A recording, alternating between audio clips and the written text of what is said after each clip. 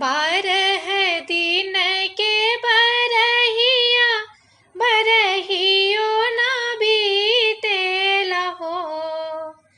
बारह दिन के बरहिया बरहियो ना बीतेला हो।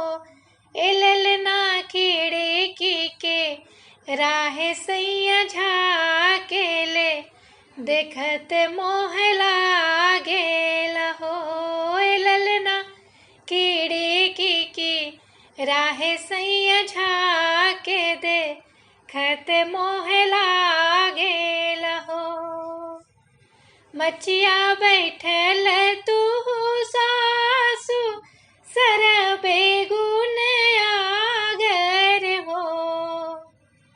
मचिया ही बैठली सासु सर बेगुन आगर हो।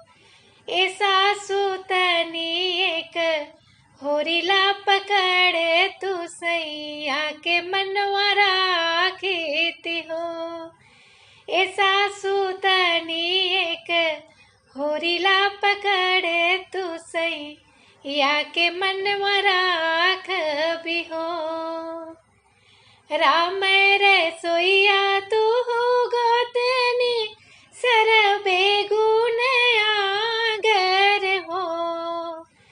राम रसोइया तू गोतनी सर बेगुन आगर हो। ये गुतनी तनी एक होरिला पकड़ तू सैया के मनवा राख भी हो।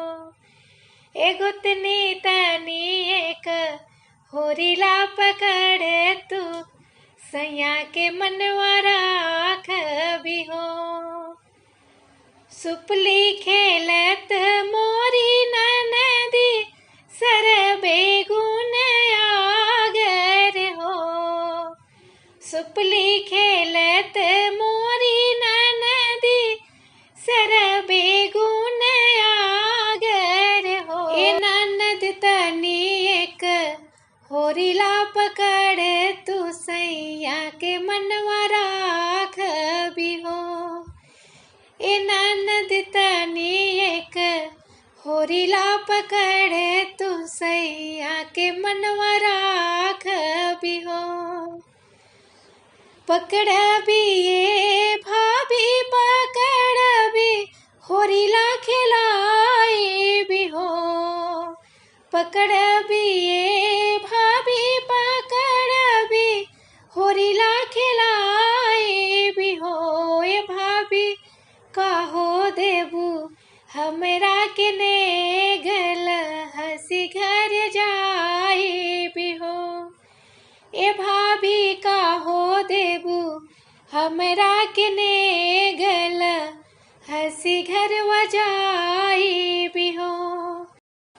देई भी ये ननद देई भी नेग तो के देई भी हो। ए ननद ले हूँ सगरी गहनवा भैया के मनवा राख हूँ। ए ननद ले हूँ सगरी गहनवा भैया के मनवा राख हूँ। बारह दिन के बरहिया बरहियो ना बीतेला हो। बारह दिन के बरहिया बरहियो ना बीतेला हो।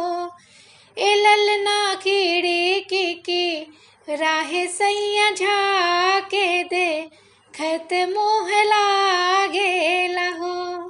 ए ललना खिड़की के राहे सैया झाके देखत मोह लागेला हो।